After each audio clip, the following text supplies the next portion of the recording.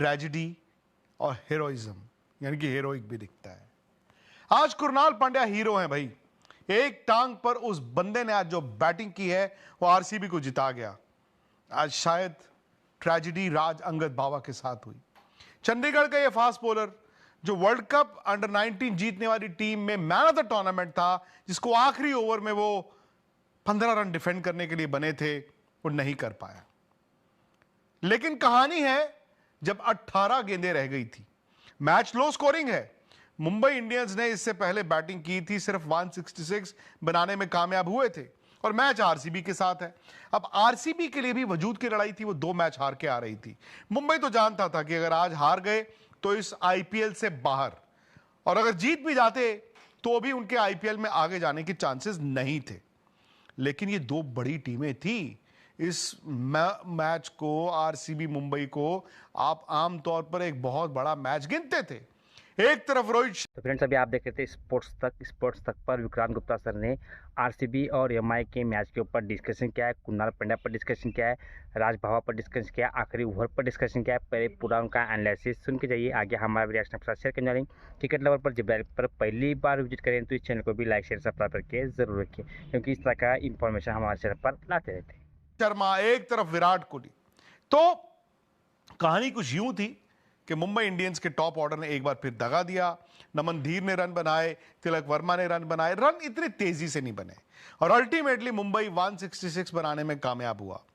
Wicket लेकिन आसान नहीं थी। रायपुर के इस विकेट पे कुछ कुछ गेंदें रुक के आ रही थी और ऐसा लग रहा था कि शायद मुंबई इंडियंस के गेंदबाज आज आरसीबी को चोक करा दें। और जिस तरह का स्टार्ट हुआ दोस्तों, वो ड्रामेटिक था। आपको याद होगा पिछले मैच में विराट कोहली 0 पर आउट हुए थे। आज भी विराट कोहली 0 पर आउट हुए। बैक टू बैक 2 मैच ऐसे जहां विराट कोहली 0 पर आउट हो गए।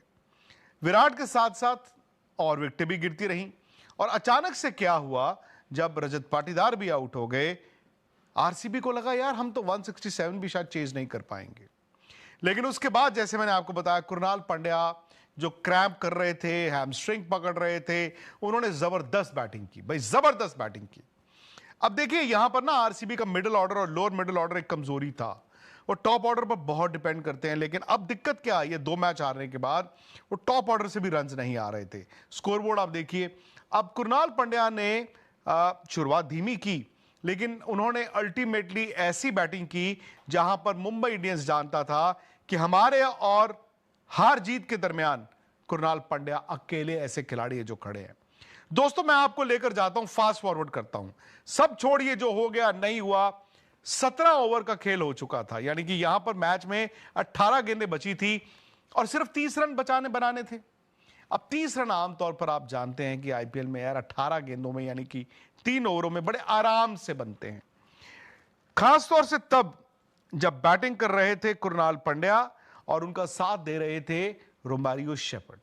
अब रोमारियो शेपर्ड ने और कुणाल पांड्या ने पिछले मैच में इसी तरह से जीत के मुंह से हार चखी थी, मतलब वो निकाल नहीं पाए थे और एक उसी तरह की सिचुएशन उनके सामने है। तो दोस्तों यहां पर 3 ओवर यानी कि 18 गेंदें हैं। यहां पर 137 रन आरसीबी बना चुका है, 6 विकेटें गिर चुकी हैं और उनको जीतने के लिए 30 रन बनाने हैं। गजनफर का यह ओवर था और इस ओवर में मुझे लगता है कि मुंबई इंडियंस ने एक बहुत बड़ी गलती की।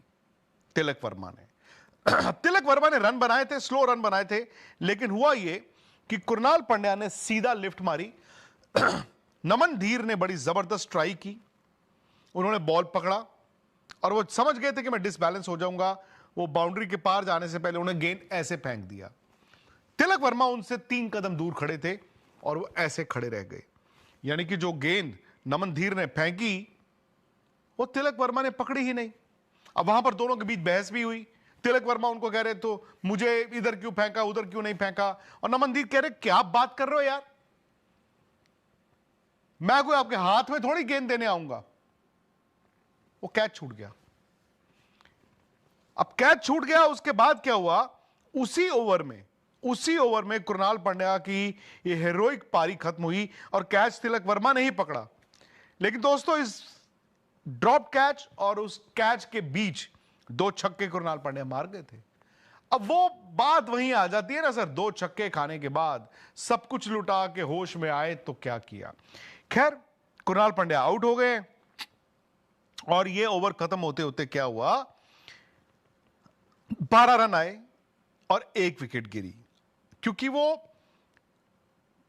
हैमस्ट्रिंग से परेशान है, ग्रोइन से परेशान है, क्रैम्प से परेशान है, पता नहीं, लेकिन वो बार बार गिर रहे थे, पर वो 2 छक्के मार गए। अब यहां पर यार 2 ओवर रहते हैं, 2 ओवर में 18 रन है। अब सूर्य कुमार यादव करें तो क्या करें। उन्होंने गेंद बुमराह को दी। बुमराह अब तक इस मैच में बॉल अच्छा डाल रहे थे।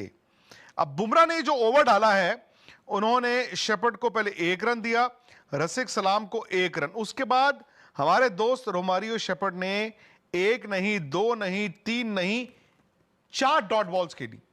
यह है कि चौथी डॉट बॉल पर एक लेग बाई मिला और बुमराह ने अपने बैट से 2 रन दिए और मैच के ओवर में आए 3 रन।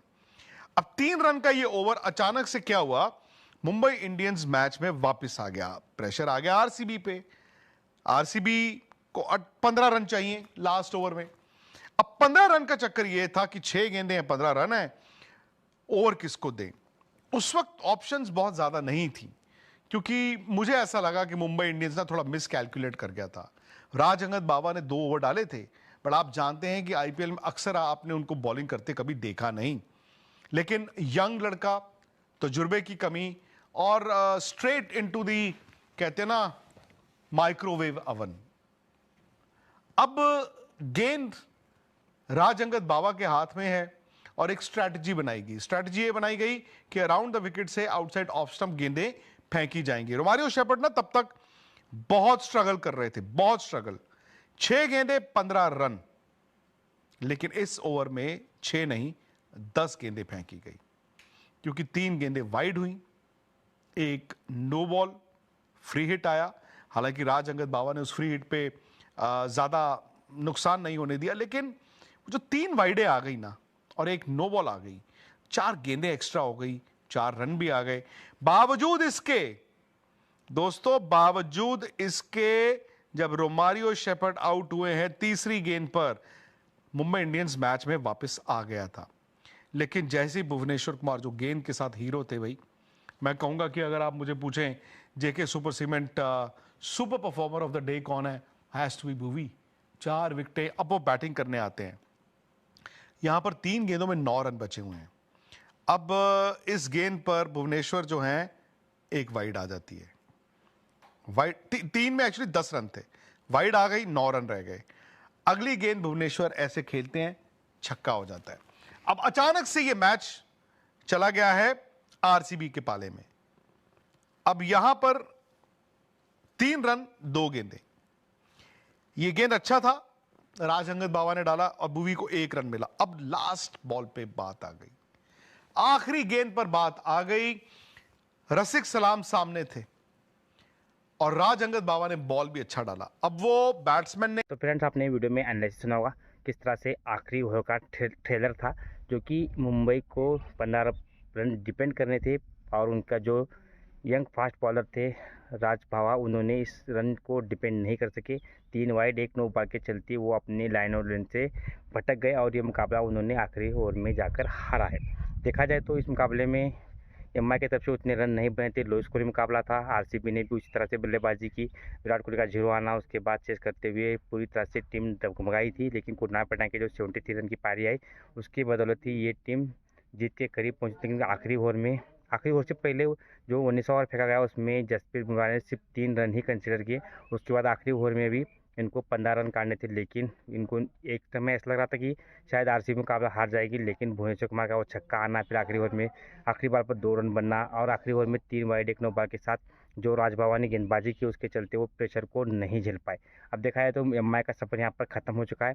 अब आरसीबी यहाँ से प्लेऑफ की दावेदारी और भी मजबूत कर ली है। ये दोनों के बीच में जो राइवलरी थी वो देखने को मिली। मैच भी काफ़ी इंटरेस्टिंग रहा, रोमांचक रहा, कभी इस तरफ कभी उस तरफ मैच चलता रहा। लेकिन मुंबई के हाथ में पूरा मुकाबला आने के बाद जो आखिरी ओवर में 15 रन डिवाइड ना करना, ये मुंबई के लिए सबसे बड़ी गलती हो गई है। शायद इसके बाद भी वो टूर्नामेंट में नहीं होते, लेकिन फिर भी एक थोड़ा सा एडवांटेज के साथ होता। अब आरसीबी यहाँ से प्लेऑफ में क्वालिफाई करेगी या नहीं करेगी,